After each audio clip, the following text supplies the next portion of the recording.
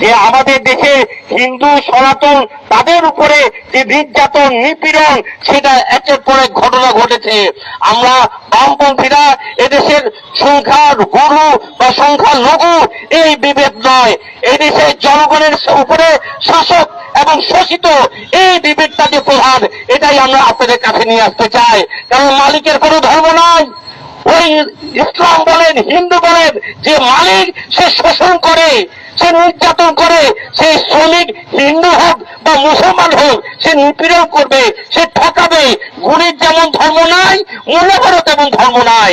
ধর্ম নিয়ে ভেদাভেদ, কোন সম্প্রদায় নিয়ে হানাহানি এবং কোন সাম্প্রদায়িক উচ্চারির জায়গা এই দেশের মাটিতে হতে দেবে না।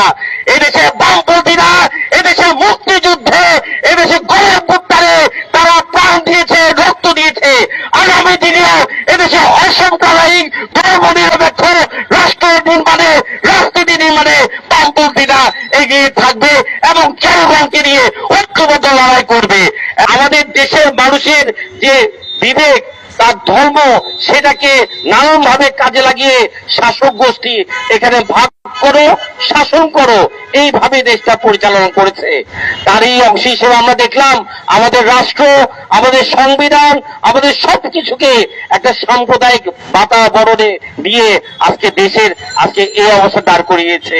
যারাই ক্ষমতায় এসেছে তারাই ধর্মকে ওই নির্বাচনের মাধ্যমে ক্ষমতা দেওয়ার একটা গুটি হিসেবে ব্যবহার করেছে। আর সেক্ষেত্রে আমরা দেখলাম যে গত 3 মাস আগে ওই জুলাই অভ্যুত্থানের মধ্য দিয়ে সরকারের পতন, সেই বৈষম্য তারা চেয়েছিল, আমরা চেয়েছিলাম, আমরা সকলে চেয়েছিলাম যে শুধুমাত্র ব্যক্তির পরিবর্তন নয়, এখানে ব্যবস্থারও পরিবর্তন করতে হবে। কারণ এই পুঁজিবাদী সমাজ মানেই হচ্ছে মুনাফার উপরে নির্ভর করে সমাজ। এখানে শাসক গোষ্ঠী আজকে মানুষকে তার যে শাসন যন্ত্রের মাধ্যমে, শোষণের মাধ্যমে এখানে মুনাফা তৈরি করে তার যে শাসন কাঠামো জনগণের উপরে চাপিয়ে দেয়। এইভাবে আমরা দেখলাম গত 12 বছরে দেশের শাসন প্রশাসন এমনকি একটা নির্বাচন করার ক্ষমতা সেটাও এই সরকারের সেটা ধ্বংস করে দিয়েছে। আর আমাদের দেশে যে সংবিধান সেটাকে একটা কাটা ছেঁড়ার দলিলে পরিণত করেছে। আর এই অবস্থার মধ্যে আমরা দেখলাম যে গত 3 মাস আগে জনগণের যে অভ্যুত্থান, সেই অভ্যুত্থান পরবর্তীতে এখানে একের পর এক অসংখ্য ধরনের ষড়যন্ত্র, অসংখ্য ধরনের রাষ্ট্রীয় এখানকার মানুষের উপরে নির্যাতন নিপীড়ন এটাই চলছে। এখানে শ্রমজীবী মানুষ তাদেরকে গুলি করা হয়েছে। এখানে ব্যাটারি রিক্সা সেগুলো বন্ধ করে ওই ব্যবসায়ীদের মুনাফার ব্যবস্থা করা হয়েছে। এখানে জিনিসপত্রের দাম আজকে আকাশ জোড়া। আজকে এখানে মাজার ভাঙা হচ্ছে, মন্দির ভাঙা হচ্ছে, কিন্তু সিন্ডিকেট ভাঙা হচ্ছে না। আর এমন অনাহত বাংলাদেশ ইস্যুতে বিজেপি যে প্ল্যান করেছিল হিন্দু হিন্দু করে 2026-এ ভোট ঘরে তুলবে, সেই প্ল্যানে জল ঢেলে দিল বামপন্থীরা। সেই প্ল্যানে জল ঢেলে দিল আইএসএফ নওশাদ সিদ্দিকী। আপনারা জানেন নওশাদ সিদ্দিকী দৃষ্টান্ত স্থাপন করলো। এবারে আপনারা দেখেছেন শুধু নওশাদ সিদ্দিকী নয়, পশ্চিমবঙ্গের মুসলিম সমাজ, বাংলাদেশের মুসলিম সমাজ হিন্দুদের হয়ে গলা ফাটাচ্ছে, হিন্দুদের আন্দোলনে যোগদান করছে। হিন্দুদের ওপরে যে অত্যাচার হচ্ছে সেই অত্যাচার বন্ধ করতে হবে। এখান থেকে প্রমাণিত হচ্ছে মৌলবাদ এমন একটা জিনিস সে কারুর জন্য হয় না, সে কারুর জন্য হয় না, নিজের কথা ভাবে, মানুষকে খেপিয়ে তোলে, মানুষে মানুষে বিভাজন সৃষ্টি করে, ধর্মের নামে মানুষকে বোকা বানায়। দেখুন এই সিপিআইএম যেভাবে রাস্তায় নামছে বাংলাদেশ ইস্যুকে কেন্দ্র করে, বিজেপি কি বলবে এবারে? বিজেপি তো বারবার বলে সিপিআইএম নাকি হিন্দু বিরোধী, হিন্দু বিরোধী।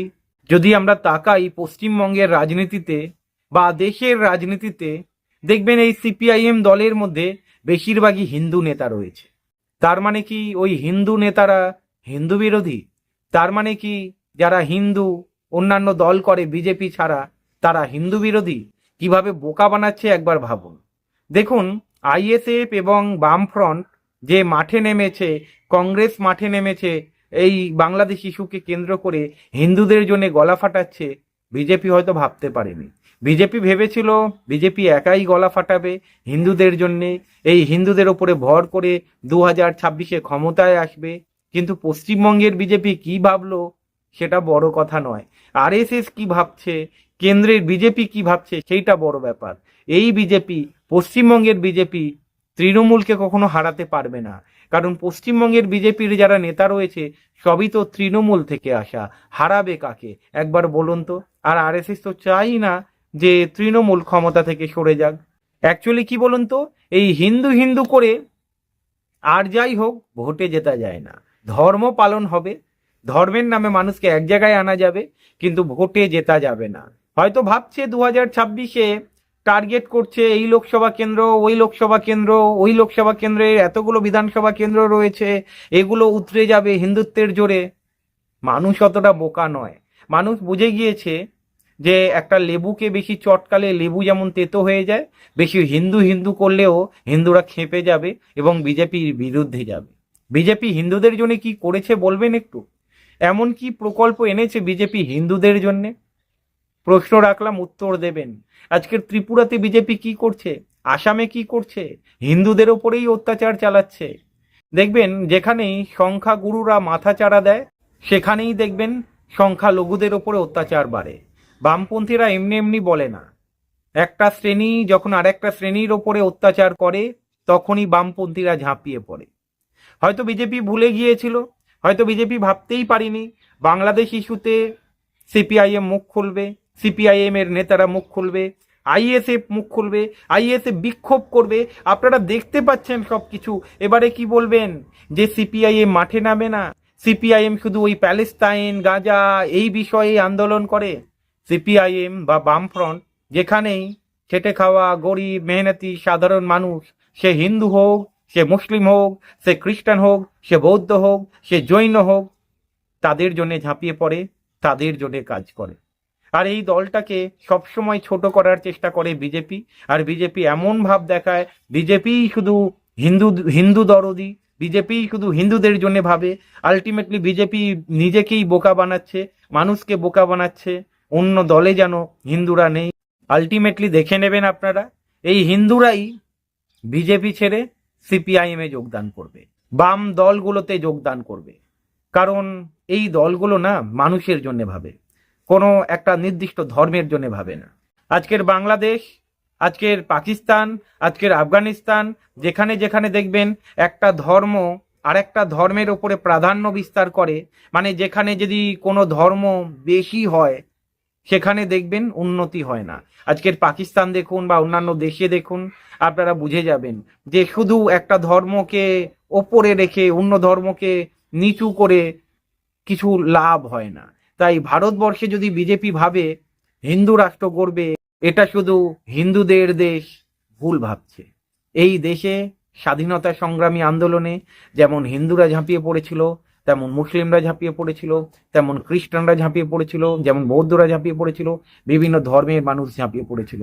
তাই বোকা বানানোর সময় শেষ, বোকা আর বানানো যাবে না। সময় চলে এসেছে, মানুষের চোখ খুলবে।